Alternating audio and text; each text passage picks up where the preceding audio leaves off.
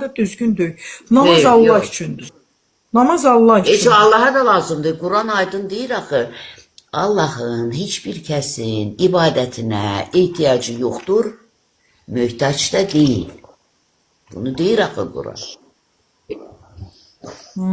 Ey bəndəm deyir, sən dua etdiyin zaman səsini ucaltsan da, ucaltmasan da, Allah gizlini də bilir, məxfini də bilir.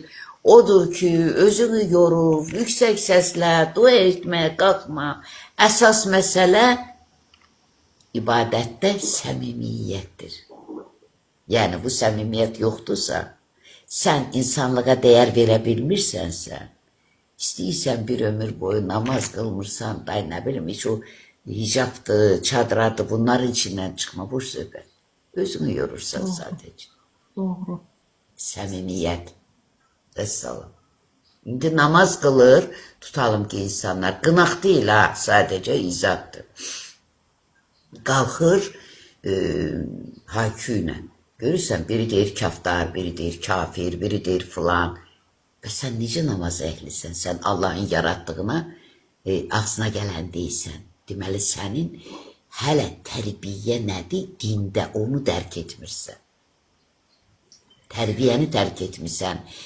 İmanın qolları təvazökarlıqdır, ədəbdir.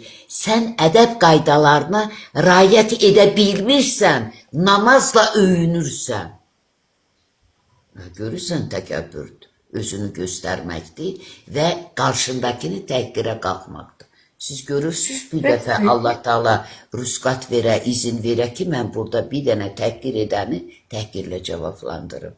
Səni bura yönəldinə Bir də görürsən Səni bu xəsiyyətdə yaradana şükür və etik qayda budur da. Bu qaydaya riayət edə bilməyib, sən namazın üstündə yüz otur.